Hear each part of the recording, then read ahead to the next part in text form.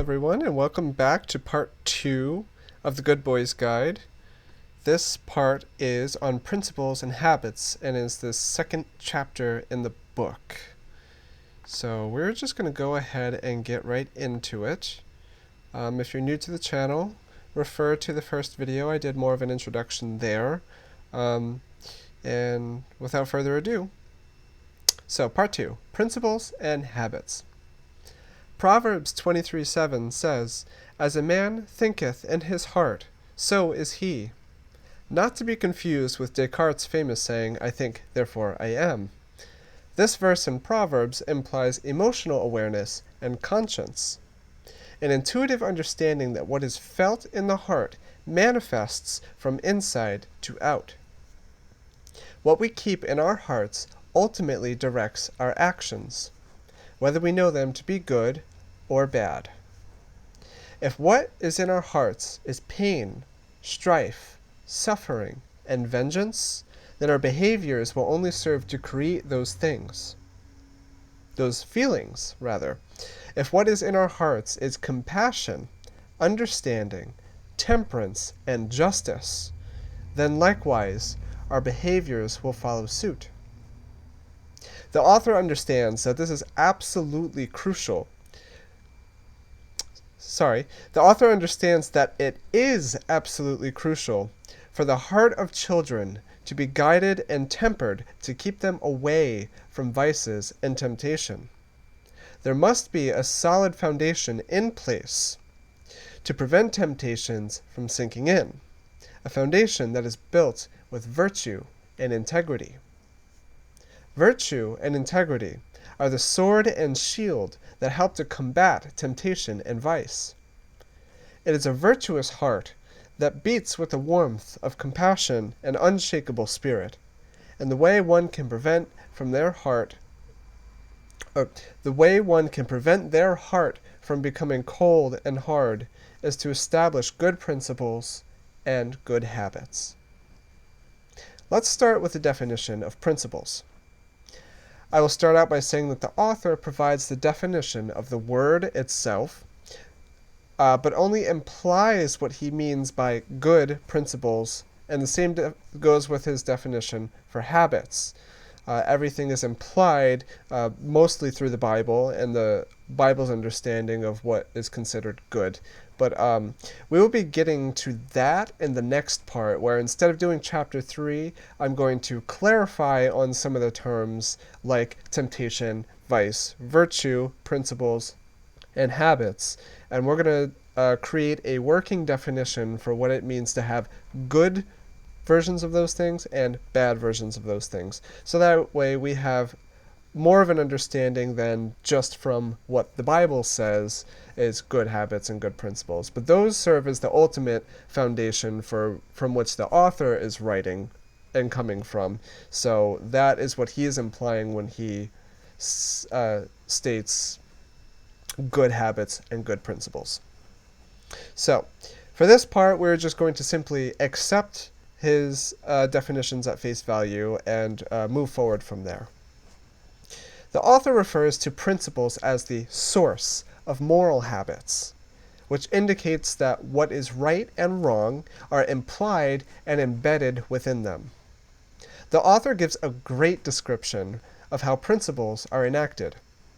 Quote, "Our principles may be compared to the roots of a tree, unseen but the source of life, while our habits are like the branches, conspicuous to the world, but dependent upon the roots for their existence."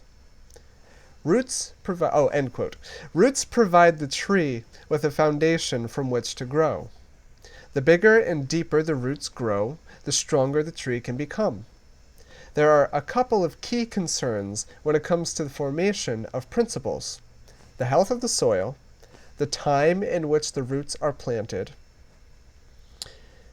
and the habits that reinforce the roots, also known as the principles, metaphorically. So, the metaphorical soil in which a child grows is represented by the health and involvement of the parents. It is the parents that provide the foundation in which the child can grow.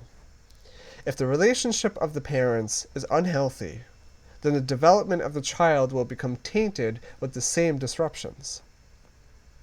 The growth of the child is entirely dependent on the parents' ability to provide them with a stable structure. A stable structure in this case is learning from an early age what will promote growth and what will lead and promote to destruction. That is why there is an element of morality that comes into play. A child who learns right from wrong early on is better equipped to avoid falling into pits of vice and temptation. Principles, therefore, serve a particular goal and purpose. They have a specific target and means of striking that target. If the parents fail to instill their child with a sense of purpose, then that child is likely to wander down paths of vice and temptation. If the growing child still fails to be particular with their principles, they will very likely find trouble that could easily have been avoided, trouble that can have lifelong consequences. An adolescent coming into adulthood who still fails to develop their sense of purpose is ultimately condemned to unconscious possession, to be steered by inner and outer forces in which they have little to no control over. Much like a raft in the middle of the ocean, without a paddle and without any supplies. Principles are the groundwork, and they are reinforced by the development of habits. I also want to add as a note that is not in what I've written here, that the value of parents can not seriously be overstated. And in the time when this book was written, family structure was still a foundational strength of what kept people together. Family was still considered very valuable and very important. And it's important to note that now the traditional family structures are pretty much disregarded. I won't say mostly. I would say mostly it's still evident that people want to have a strong family structure, but even the family structures that are in existence now still fail to develop the same kind of habits and principles that families in the past would have developed. So there's still a bit of a loss there, even in the existing family structures. But a main reason why this is such an important message to put out now is that the crumbling family structures now are resulting in a huge loss in development, and are, I would probably say, one of the main reasons why children growing up no longer have grounding principles, and why they develop habits that are pretty much terrible for them, and habits that they keep into adult life, which is why we still see 30-year-olds living with their parents. So that's just a little bit of a side note. I want to emphasize the importance of the family structure and how important it is to have parents who are good role models, who work to create their own principles and then work to instill those principles within their children. That is pretty much not happening anymore, and that's a huge problem. So, onwards, the word habit comes from the Latin term habeo, which means to have or to hold. As a noun and a verb, habit means to dress or to wear a garb, or to be dressed in a garb. Typically, they are like the garbs that nuns and priests wear, the long flowy garbs. They're called habits. The author uses these definitions to create the understanding that habits are something that a person has, not what a person is. Much like the fact that our clothes are worn on the outside, they are not part of us. Habits are formed by repeated actions over time. We know that habits have the sense of being automatic, something that we no longer notice or give much thought to because of its regularity. We are not born with habits. They are cultivated over time through repeated actions. When our When our habits form determines the strength of them later in life. A habit that is formed by age 4, or even earlier, will become deeply ingrained as that particular behavior is continually repeated into adulthood. This means that the kind of habits that are established and when they are established are absolutely crucial to the development of good or bad behaviors. That is why it is important to have proper groundwork via principles. Habits serve to reinforce whatever principles, or lack thereof, are established in early life. They are the branches that grow and eventually develop the leaves that gather nourishment from the sun. Toxic soil will produce sick leaves, and sick leaves cannot gather or create nourishment. One bad action that is repeated becomes a bad habit. One cigarette can turn someone, eventually, into a pack-a-day smoker. One pornographic video can create the need for daily consumption later in life. One single temptation can be all that is needed to create a cyclic vice that saps the life of an individual. Very few have the ability to moderate their vices, if it is at all even possible. And those who are young when the habits set in have no chance of being able to moderate their vices without serious intervention. Actions that are performed thoughtlessly can create unconscious patterns in which an individual doesn't realize a habit has been formed. Mental illness and other comorbidities create situations like these. Hoarders are good examples. Their compulsive need to collect and retain things drives that behavior. They are typically not aware of the negative consequences until they have amassed such a number of things that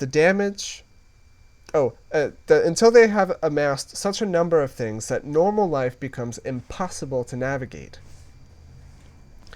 Even then, there are those who remain unaware of the damage that their compulsive habits have caused.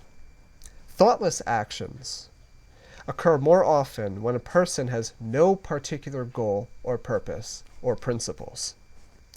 There are many pitfalls that lead to temptation and vice, and thoughtlessness is just another way that bad habits take hold.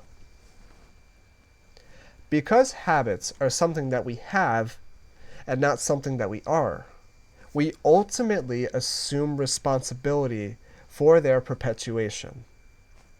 They are a choice, even if they are driven by compulsion. Compulsion makes it very difficult to stop a certain behavior, but not everyone with compulsions has the mental disorder obsessive-compulsive disorder, which would indicate an actual inability to stop these compulsive behaviors. Most of the time, compulsive behaviors occur as a result of how deeply ingrained and entrenched they are, and any defense mechanisms that are created around and within them to justify them. That makes it much, much more difficult to break them when they get wrapped in with egoic defense mechanisms. So it makes it that much harder to break any bad habits. Much like in the first part, on receiving advice, a person must be willing to change a habit before anything can change. Even a willingness to change sometimes isn't enough to make that change happen. Mental illness starts to settle in when habits are conflated with the self, which is essentially a surrender to one's compulsions, vices, and temptation. This may sound harsh to say, but anything else is an excuse to allow bad behaviors to continue. The only way to be rid of bad habits is to replace them with better ones, and that requires one to do the spiritual work needed to form a foundation of principles, hence why the author refers to the Bible in this case, because that gives both spiritual and practical implications. To summarize, habits formed early on in life have a lot of time to grow in strength and develop. A lack of guidance on what habits are worth developing can lead one to develop poor habits that can lead to a myriad of unwanted consequences. Habits serve as a means to enact principles, and once formed, are carried throughout life until something is done about them. Remember what I said in the beginning about what we keep in our hearts. If we want to live a meaningful and rich life, then we must do what we can to develop goodness, love, and responsibility in our hearts. Those virtues are the antidote to bad habits, even those that are compulsive. Ultimately, a crisis of faith may be the key needed to break free from old and destructive habits. I want to talk now of the consequences that having bad habits can bring about. There is the saying, "What is done cannot be undone." Even if the cycles of bad habits are broken, there is still the damage that has been done that has to be accounted for. No matter how badly one wants to remove that damage, it simply cannot just be undone. One must learn to live the rest of their life with the wounds that have been created. This is a curse that also bears a blessing of the potential to heal and to repent and to seek forgiveness, both in oneself and from God. The author tells a story of a boy who, for every bad deed, drives a nail into a wall. The boy who drove a nail into the wall every time he committed an evil deed and drew one out when he performed a good act discovered this sad truth. In time, the nails which once thickly studded the wall were all drawn out, but the black and ugly holes were left to remind him of his evil deeds. It is not as simple as stopping a bad habit and creating new, better ones. Every bad act leaves a lasting impression that one will have to reconcile with eventually. The holes that are left over are forever embedded in the wall that is our lives. A life full of holes mars the essence of one's character, and it becomes something that has to be lived with and managed on a daily basis. The negative consequences are but seeds that may bear fruit even many years later. Even worse, if the seeds were able to propagate in the time that the bad habit was taking place. Once a tree grows, not only is it hard to remove its roots, the many other trees that were created from the original have roots that might as well be inextricable. This is why the author places so much emphasis on the timing of the development of principles and habits. The transition from adolescence to adulthood, anywhere from 12 to 18 years in boys, is an incredibly sensitive time where prior habits and influences begin to take physical form. It is a time when the child starts to become more independent and reliant on peers. Any ideas possessed by the adolescent will now be tested and tempered to see if they will withstand adulthood. If those ideas are formed from toxic roots, they will bear toxic fruit, if they bear fruit at all. It is around this time that if the child doesn't have strong principles and good habits, they will most likely lead a dangerous life that will put many nail holes into their wall. Only when the damage is done will that grown child potentially realize the mistakes they made in youth. And they will come to know that the damage done cannot be altered, but must be lived with.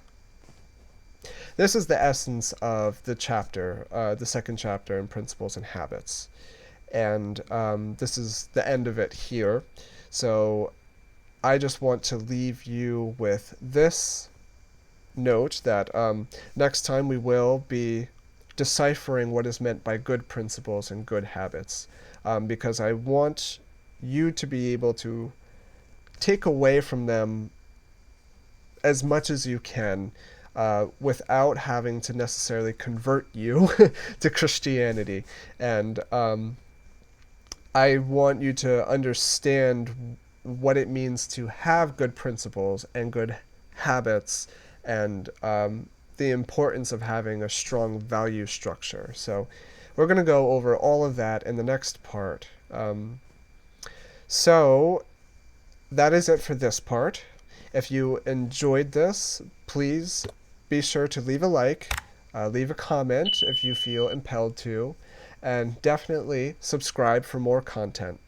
Check out the full article by subscribing to my Substack. The link will also be in that description. And yeah, that's pretty much it. So thank you for tuning in. Thank you for listening. And thank you for reading if you go ahead and subscribe to that and read that. So I very much appreciate your time. And if you made it through, thank you so much. I'll see you in the next one.